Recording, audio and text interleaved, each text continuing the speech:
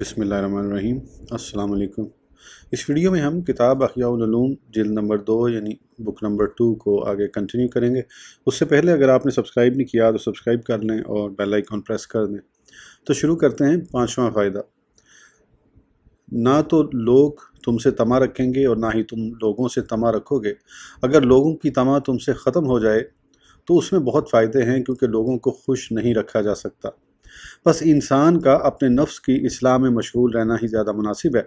सबसे हल्का और आसान हक जनाजे में हाजिर होना, मरीज़ की इयादत करना, वलीमे और निकाह की मजलिस में शिरकत करना है, और इन सब में वक्त का ज़िया और आफात के दर पे होना है। फिर ऐसा भी होता है कि बाज़ हुकूक की अदायगी से कोई रुकावट होती है और उज़र काबिल कबूल होता है, लेकिन बाज़ उज़र बयान करना मुनासिब नहीं होते। तो लोग कहते हैं, आपने फ़लाँ का हक़ अदा किया मगर हमारा हक़ अदा नहीं किया, और यही बात दुश्मनी का सबब बन जाती है। कहा गया है कि जो इयादत के वक्त मरीज़ की बीमार पुरसी नहीं करता, वो उस डर की वजह से उसकी मौत की तमन्ना करता है कि अगर मरीज़ सेहतयाब हो गया तो उसके हक़ में कोताही करने की वजह से शर्मिंदगी उठानी पड़ेगी। और जो शख्स तमाम लोगों की खुशी गमी में शिरकत न करे तो सारे लोग उससे राज़ी रहते हैं, और जो बाज़ के यहाँ जाए और बाज़ के यहाँ शरीक ना हो तो ऐसे शख्स से लोग वहशत महसूस करते हैं। एक फारुकुल बाल शख्स अगर मेलजोल रखने वालों में से हर एक के तमाम हकूक़ अदा करने में दिन रात सर्फ कर दे तो फिर भी उनके हक़ अदा न कर सकेगा, तो जिसे कोई दीनी या दुनियावी शुगल भी हो तो वो तमाम हकूक़ कैसे अदा कर सकता है। हज़रत सैयदना उमर बिन आस रज़ी अल्लाह तआला अन्हु ने फरमाया, दोस्तों में इजाफ़ा कर्ज़ ख्वाहों में इजाफ़ा है। मशहूर शायर इब्न रूमी ने कहा, तेरा दोस्त ही आखिरकार तेरा दुश्मन होगा, लिहाजा तुम ज़्यादा दोस्त हरगिज़ ना बनाओ, क्योंकि तुमने देखा होगा कि अक्सर बीमारियां खाने पीने वाली चीज़ों से ही होती हैं। दुश्मनी की जड़, हज़रत सैयदना इमाम मोहम्मद बिन इदरीस शाफ़ी अलैहिर्रहमा ने फरमाया, हर दुश्मनी की जड़ कमीने लोगों के साथ नेक सलूक करना है। जहाँ तक लोगों से तेरी तमा मनकता यानी ख़त्म हो जाने का ताल्लुक़ है, तो उसमें भी बहुत बड़ा फ़ायदा है, क्योंकि जो दुनिया की खूबसूरती और उसकी ज़ेब व ज़ीनत की तरफ देखता है, उसकी हिर्स हरकत में आती है, और कुव्वत हिर्स से तमा पैदा होती है, और तमा यानी लालच में बंदे को आम तौर पर नाकामी व नामुरादी का मुंह ही देखना पड़ता है। इसी तरह आदमी तकलीफ़ उठाता है। उसके बरक्स अगर वो तन्हा रहेगा तो दुनिया की ज़ेब व ज़ीनत का मुशाहिदा नहीं कर सकेगा, और जब मुशाहिदा नहीं कर सकेगा तो दुनिया की ख्वाहिश और तमा भी नहीं होगी। इसी वजह से अल्लाह अज़्ज़ा वजल ने इरशाद फरमाया, ला तमुद्दन्ना ऐनैका इला मा मत्ताना बिही अज़वाजम मिनहुम, सूरह अल-हिज्र। तर्जुमा, अपनी आँख उठाकर उस चीज़ को ना देखो जो हमने उनके कुछ जोड़ों को बरतने को दी। अपने से कमतर को देखो। हज़ूर नबी पाक सल्लल्लाहु ताला अलैहि वसल्लम ने इरशाद फरमाया, उन्ज़ुरू इला मन हुवा दूनकुम वला तंज़ुरू इला मन हुवा फ़ौक़कुम फ़इन्नहु अजदारु अन ला तज़दारु नेमतल्लाहि अलैकुम। यानी दुनियावी मामले में तुम अपने से कमतर को देखो, अपने से ऊपर वाले को ना देखो। ये अमल इसका बाइस है कि तुम अल्लाह अज़्ज़ा वजल की नेमत की नाकदरी ना करो। सोहबत फ़ुकरा की बरकत। हज़रत सैयदना औन बिन अब्दुल्लाह बिन उतबा रहमतुल्लाह ताला अलैह ने फरमाया, मैं मालदानों की मजलिसों में बैठता था तो मैं हमेशा गमगीन रहता था, क्योंकि मैं अपने कपड़ों से ज़्यादा अच्छे कपड़े देखता और अपनी सवारी से अच्छी सवारी देखता था। जब मैंने फ़ुकरा की सोहबत इख्तियार की तो आराम महसूस किया। मरवी है कि हज़रत सैयदना मुज़नी अलैहिर्रहमा फस्ताद शहर की जामे मस्जिद से निकले तो मोहम्मद बिन अब्दुल्ला बिन अब्दुल हकम को अपने हमराइयों के साथ बड़ी शान शौकत से आते देख कर मुतअज्जिब हुए और यह आयत तय्यबा तिलावत की, वजअलना बादकुम लिबादिन फितनता अतस्बिरून, सूरह अल-फुरकान। तर्जुमा, और हमने तुम में एक को दूसरे की जांच किया है, और ए लोगों, क्या तुम सब्र करोगे? फिर फरमाया, हाँ क्यों नहीं, मैं सब्र करूँगा और राज़ी रहूँगा। हालांकि आप रहमतुल्लाह ताला अलैह तंग दस्त थे। हासिल कलाम, बस जो भी अपने घर में रहता यानी गोशा नशीनी इख्तियार करता है, वो इस तरह के फ़ितरों में मुब्तला नहीं होता, क्योंकि जो दुनिया की ज़ेब व ज़ीनत की तरफ देखता है उसे दो बातों का सामना करना पड़ता है। उसका दीन और यकीन कभी होगा तो वो सब्र करेगा, और उसे सब्र की तलखी का घूंट पीना पड़ेगा, और ये सब्र से भी ज़्यादा तल्ख यानी मुश्किल है। या उसकी रग़बत पैदा होगी और वह तलब दुनिया के लिए हीले बहाने करने लगेगा, तो दुनिया में ख्वाहिश रखने की वजह से हमेशा के लिए हलाक हो जाएगा, क्योंकि मुशाहिदा है कि दुनिया की तमा आम तौर पर बंदे को नामुराद व रुसवा ही करती है, और हर तालिब दुनिया के लिए दुनिया का हसूल आसान नहीं होता, और आखिरत में तबाही की वजह से मताए दुनिया दुनियावी साज़ सामान को ज़िक्रुल्लाह और तक़र्रुब इलल्लाह पर तरजीह देना है। ابن العرابی نے کیا خوب کہا، جب غنا کی جانب سے رسوائی یعنی پستی کا دروازہ کھلتا ہے تو میں بلندی یعنی فکر کی جانب چڑھتا یعنی متوجہ ہوتا ہوں۔ اس شعر میں اس بات کی طرف اشارہ ہے کہ طمع یعنی خواہش، لالچ رسوائی کا باعث ہے۔ چھٹا فائدہ، گوشہ نشینی میں بوجھل اور احمقوں کو دیکھنے اور ان کی حماقت و بدخلقی سے نجات ملتی ہے، کیونکہ ایسے لوگوں کو دیکھنا چھوٹا اندھا پن ہے۔ حضرت سیدنا سلیمان بن مہران اعمش کوفی علیہ رحمہ سے پوچھا گیا، آپ کی آنکھیں کمزور کیسے ہو گئیں؟ تو انہوں نے فرمایا، بوجھل لوگوں یعنی احمقوں کی طرف دیکھنے سے۔ منقول ہے کہ حضرت سیدنا امام اعظم ابو حنیفہ نعمان بن ثابت رحمۃ اللہ تعالیٰ علیہ حضرت سیدنا سلیمان بن مہران اعمش کوفی علیہ رحمہ کے پاس تشریف لے گئے اور فرمایا، حدیث پاک میں ہے، اِنَّ مَنْ صَلَبَ اللَّهُ كَرِيمَاتَهُ عَوَّضَهُ اللَّهُ عَنْهُمَا مَا هُوَ خَيْرٌ مِّنْهُمَا، یعنی بے شک اللہ عزوجل جس بندے کی دونوں آنکھیں لے لیتا ہے تو ان کے بدلے اسے وہ چیز دیتا ہے جو ان سے بہتر ہو۔ اس حدیث مبارکہ کے مطابق آپ کو ان کے عوض کیا چیز عطا ہوئی؟ تو انہوں نے بطور مزاح جواب دیا، اللہ عزوجل نے مجھے اس کے عوض میں بوجھل قسم کے لوگوں کو دیکھنے سے نجات عطا فرمائی ہے، اور آپ بھی ان میں سے ہیں۔ حضرت سیدنا امام محمد بن سیرین علیہ رحمہ بیان کرتے ہیں، میں نے ایک شخص کو یہ کہتے سنا کہ ایک دفعہ میں نے ایک بوجھل یعنی احمق شخص کو دیکھا تو مجھ پر غشی طاری ہو گئی۔ آنکھوں کا بخار، یونان کے مشہور حکیم جالینوس کا قول ہے کہ ہر چیز کا بخار ہے، اور آنکھوں کا بخار بوجھل قسم کے لوگوں کو دیکھنا ہے۔ حضرت سیدنا امام محمد بن ادریس شافعی علیہ رحمہ نے فرمایا، میں جب بھی کسی بوجھل یعنی احمق شخص کے پاس بیٹھا تو میں نے اپنے بدن کی اس جانب کو جو اس کی طرف ہوتی دوسری جانب سے زیادہ بھاری پایا۔ حاصل کلام، ذکر کردہ 6 فوائد میں سے پہلے 2 فائدوں کے علاوہ بقیہ تمام فوائد دنیاوی مقاصد سے تعلق رکھتے ہیں، لیکن ان کا تعلق دین سے بھی ہے، کیونکہ انسان جب بوجھل قسم کے شخص کو دیکھنے کی وجہ سے تکلیف محسوس کرے گا تو وہ اس کی غیبت کرنے سے محفوظ نہیں رہے گا اور اللہ عزوجل کی مخلوق یعنی بنائی ہوئی چیز کو برا سمجھے گا۔ جب انسان کسی دوسرے سے غیبت، بدگمانی، حسد، چغلی یا ان کے علاوہ کسی اور وجہ سے تکلیف اٹھاتا ہے تو اس سے بدلہ لیے بغیر چین نہیں پاتا، اور یہ سب باتیں دینی فساد کی طرف لے جاتی ہیں، جبکہ گوشہ نشینی میں ان تمام باتوں سے نجات مل جاتی ہے۔ اس بات کو اچھی طرح سمجھ لینا چاہیے۔ دوسری فصل، گوشہ نشینی کی آفات۔ اچھی طرح جان لو کہ وہ دینی اور دنیاوی مقاصد جو غیر کی مدد سے حاصل ہوتے ہیں، ان کا حصول بغیر اختلاط یعنی میل جول کے ممکن نہیں، اور ہر وہ مقصد جو اختلاط سے حاصل ہوتا ہے وہ گوشہ نشینی کی صورت میں فوت ہو جائے گا، اور اس مقصد کا فوت ہو جانا گوشہ نشینی کی آفات میں سے ایک آفت ہے۔ میل جول کے فوائد۔ میل جول کے فوائد اور ان کے اسباب درجہ ذیل ہیں: علم سیکھنا اور دوسروں کو سکھانا، نفع حاصل کرنا اور دوسروں کو پہنچانا، ادب سیکھنا اور دوسروں کو سکھانا، انسیت حاصل کرنا اور دوسروں کو انسیت پہنچانا، حقوق ادا کر کے ثواب پانا اور دوسروں کو ثواب حاصل کرنے کا موقع دینا، تواضع، عاجزی و انکساری کی عادت بنانا اور احوال کا مشاہدہ کر کے تجربات حاصل کرنا اور ان سے عبرت پکڑنا۔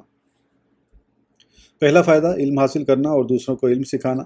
سیکھنے سکھانے کے فضائل ہم کتاب العلم میں بیان کر چکے ہیں کہ تعلیم و تعلم دنیا میں سب سے افضل عبادت ہے، اور میل جول کے بغیر اس کا تصور نہیں کیا جا سکتا۔ البتہ علوم بہت زیادہ ہیں جن میں سے بعض کا سیکھنا ضروری ہے اور بعض کا سیکھنا ضروری نہیں، تو وہ علم جس کا سیکھنا بندے پر فرض ہے، گوشہ نشینی کی وجہ سے اگر نہیں سیکھے گا تو گناہ گار ہوگا، اور اگر بقدر ضرورت فرض علم حاصل کر چکا ہے اور بقیہ علوم میں اس سے غور و خوض نہیں ہوتا اور عبادت میں مشغول ہونا چاہتا ہے تو وہ خلوت اختیار کر لے، اور اگر وہ علوم عقلیہ و نقلیہ میں مہارت حاصل کرنے پر قدرت رکھتا ہے تو ایسے شخص کے حق میں علوم سیکھنے سے پہلے گوشہ نشینی اختیار کرنا انتہائی درجے کا نقصان ہے۔ اسی وجہ سے حضرت سیدنا ابراہیم بن یزید نخعی علیہ رحمہ اور دیگر حضرات نے فرمایا، پہلے علم حاصل کرو پھر گوشہ نشینی اختیار کرو۔ علم کے بغیر گوشہ نشینی اختیار کرنے کا نقصان۔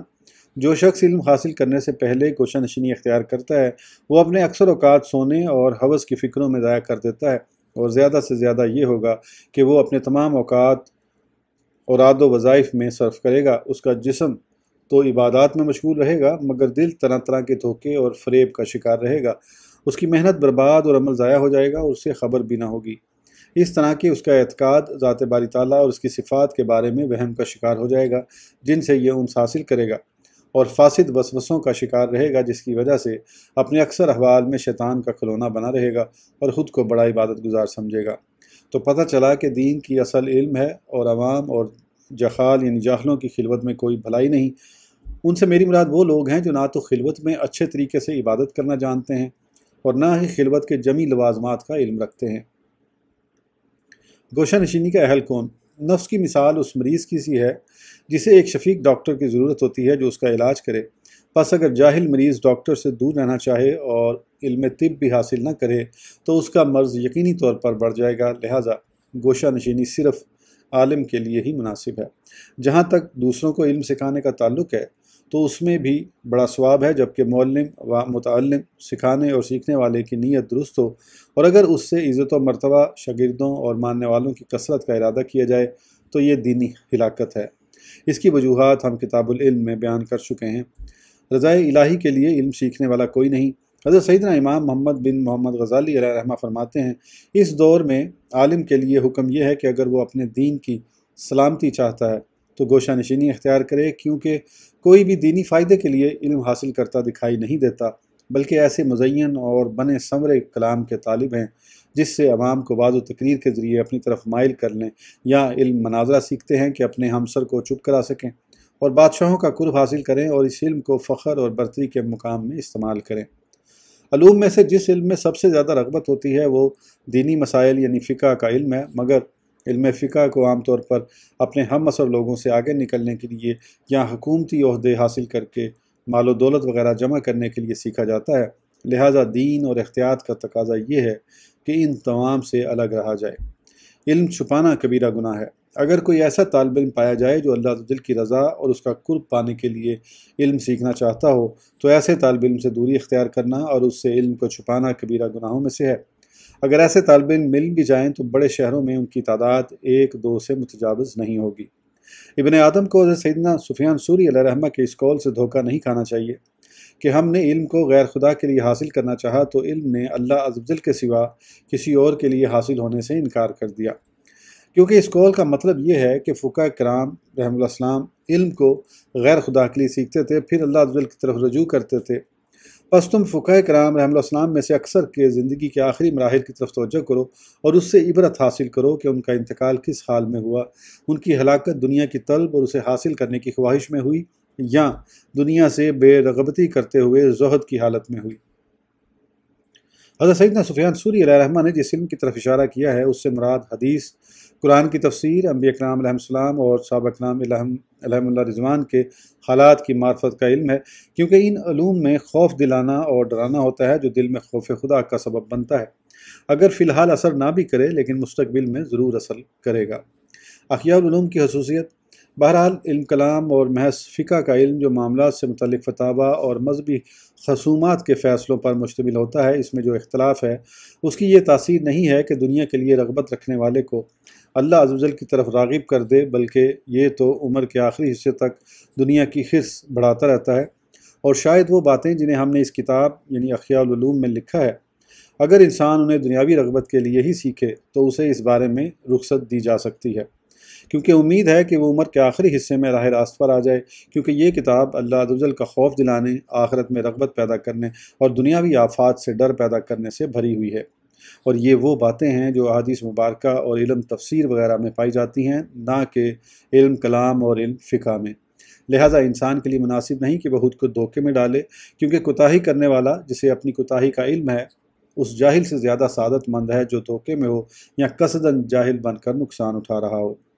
علم کی آفت، ہر وہ عالم جو علم سکھانے کا زیادہ حریص ہو، ممکن ہے کہ اس کا مقصد مقبولیت اور جاہ و مرتبہ ہو، اور فی الحال وہ جہلا کے خلاف دلیل پیش کرنے اور ان پر تکبر کرنے کی وجہ سے اپنے نفس میں لذت پاتا ہو۔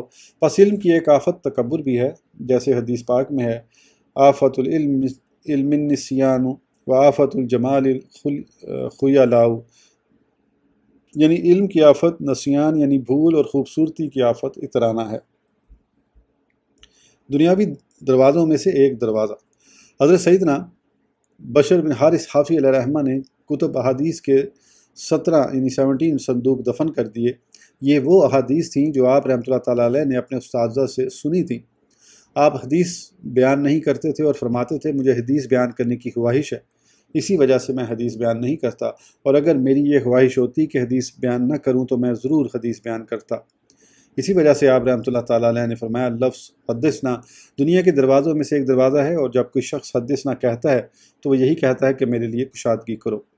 حضرت سیدنا رابعہ بنت اسماعیل अदविया बसरिया रहमतुल्लाह ताला अलैहा ने हज़रत सैयदना सुफियान सूरी अलैहि रहमा से कहा, आप कितने अच्छे हों अगर दुनिया में रग़बत ना रखें। तो आप रहमतुल्लाह ताला अलैह ने फरमाया, मैंने किसी चीज़ में रग़बत की है? तो हज़रत सैयदना राबिया बिनत इस्माइल रहमतुल्लाह ताला अलैहा ने कहा, हदीस बयान करने के सिलसिले में आपने दुनिया में रग़बत की। हज़रत सैयदना अबू सुलेमान दरानी क़ुद्दस सिर्रहु ने फरमाया, जिसने शादी की या हदीस की तलब की या सफ़र करने यानी सियाहत और सैर व तफरीह में मशगूल हुआ, तहक़ीक़ व दुनिया की तरफ माइल हो गया। ये वो आफ़ात हैं जिन पर किताबुल इल्म में तंबीह की जा चुकी है। इससे बचने का तरीका ये है कि गोशा नशीनी इख्तियार की जाए और जिस कदर मुमकिन हो शागिर्द कम बनाए जाएँ, बल्कि जो शख्स तदरीस व तालीम के ज़रिए दुनिया का तालिब है उसके लिए बेहतर यही है कि अगर वो अक्लमंद है तो इस दौर यानी 5वीं सदी हिजरी में उसे तर्क कर दे। मुनाफिक, चुगलखोर और धोखेबाज। हज़रत सैयदना अबू सुलेमान अहमद बिन मोहम्मद बिन इब्राहिम ख़त्ताबी अलैहिर्रहमा ने सच फरमाया कि जो तुम्हारी सोहबत इख्तियार करने और तुमसे इल्म सीखने में रग़बत रखते हैं उन्हें छोड़ दो, इसलिए कि उनकी तरफ से तुम्हें मालो जमाल नहीं मिलेगा। वो ज़ाहिरी तौर पर तुम्हारे भाई हैं लेकिन बातनी तौर पर तुम्हारे दुश्मन हैं। जब वो तुमसे मुलाकात करते हैं तो तुम्हें खुश आमदीद कहते हैं और जब तुमसे जुदा होते हैं तो तुम्हारी ग़ीबत करते हैं। उनमें से जो भी तुम्हारे पास आता है वो तुम्हारे अक़वाल व अफ़ाल पर नज़र रखता है और जब तुम्हारे पास से जाता है तो तुम्हारे अक़वाल व अफ़ाल लोगों से बयान करता है। ये लोग मुनाफिक, चुगलखोर, धोखेबाज हैं, लिहाजा उनका जमात की सूरत में तुम्हारे पास आना तुम्हें धोखे में न डाले। इल्म हासिल करने से उनकी गर्ज माल दौलत और जाह मर्तबा का हसूल है, और ये कि वो तुम्हें अपने मकासद और अगराज के लिए सीढ़ी के तौर पर और अपनी ज़रूरियात के लिए गधे की तरह इस्तेमाल करते हैं। अगर तुम उनके मकासद में से किसी मकसद को पूरा नहीं करते तो वो तुम्हारे जानी दुश्मन बन जाते हैं। फिर वो लोग तुम्हारे पास आने को तुम पर एहसान समझते और उसे तुम पर वाजिब हक शुमार करते हैं और इस बात को तुम पर फ़र्ज समझते हैं कि तुम अपनी इज़्ज़त, अपना मुकाम व मर्तबा और अपना दीन उनके लिए इस्तेमाल करो। उनके दुश्मनों के साथ दुश्मनी रखो और उनके रिश्तेदारों, खादिमों और दोस्तों की मदद करो। उन लोगों की खातिर बेवकूफ़ बनो हालांकि तुम फ़क़ीह यानी समझदार हो और उनके ताबे बनकर ज़िंदगी गुजारो, बाद उसके कि तुम खुद सरदार और मतबू हो। इसी वजह से कहा जाता है कि कामिल मुरव्वत आम लोगों से गोशा नशीनी इख्तियार करना है। ये हज़रत सैयदना अबू सुलेमान अहमद बिन मोहम्मद बिन इब्राहिम ख़त्ताबी अलैहिर्रहमा के कलाम का ख़ुलासा है, अगरचे कुछ अल्फाज में इख्तलाफ है। तहक़ीक़ उन्होंने सच और हक़ फरमाया, क्योंकि तुम मदरसीन को हमेशा ग़ुलामी में देखोगे और ये कि हर एक उन पर अपना हक़ जताता फिरता है और उन्हें अजीम एहसान के नीचे देखोगे कि जैसे उन्हें कोई तोहफ़ा दिया गया है और उन पर हक़ को लाजिम शुमार किया जाता है। बसा औक़ात ऐसा होता है कि अगर कोई उस्ताद अपनी कमाई में से तलबा पर खाने पीने के मामले में ख़र्च न करे तो उसके पास कोई तालिब इल्म नहीं आता। फिर उस्ताद तो ख़ुद इतना मस्कीन होता है कि अपने माल में से इतने तलबा पर ख़र्च करने की ताकत नहीं रखता, लिहाजा उसे बादशाहों के पास जाना पड़ता और ज़िल्लत का सामना करना पड़ता है और लंबे अरसे की ज़िल्लत के बाद बादशाह उसके लिए हराम कमाई से कुछ लिख देता है। फिर आमिल उस उस्ताद को अपना ग़ुलाम समझकर उसे खिदमत देता है। इस तरह उस्ताद को खिदमत और ग़ुलामी की ज़िल्लत का सामना करना पड़ता है। फिर कहीं जाकर वो आमिल उसे इस तरह कुछ देता है गोया अपनी जेब से दे रहा है। फिर उस्ताद उस माल को अपने शागिर्दों में बराबरी के साथ तकसीम करने की मशक्क़त उठाता है। अगर उस्ताद तमाम तलबा में बराबर बराबर तकसीम करे तो मुमताज़ व होनहार तलबा उस्ताद से नाराज़ी का इजहार करते हैं और उस्ताद की निस्बत बेवकूफ़ों की तरफ करते हैं कि उस्ताद को इस बात का इल्म नहीं कि मुमताज़ लोगों को कितना हिस्सा देना चाहिए, और ये कि उस्ताद को इंसाफ के साथ हक़ अदा करने का तरीका मालूम नहीं है। और अगर उस्ताद तमाम तलबा में बराबरी न करे तो नालायक तलबा उस्ताद पर ज़ुबान दराज़ी करते और उस पर सांपों और शेरों की तरह हमला करते हैं। दुनिया में इस तरह उस्ताद को हमेशा ज़िल्लत का सामना रहता है, जबकि बरोज़ क़यामत उस्ताद से सवाल होगा कि माल किस तरह लिया और किस तरह तकसीम किया। इस वीडियो के लिए इतना ही, फिर अगली वीडियो में आगे कंटिन्यू करेंगे। उस वक़्त तक के लिए इजाज़त दीजिए। सब्सक्राइब करना ना भूलें। अल्लाह हाफ़िज़।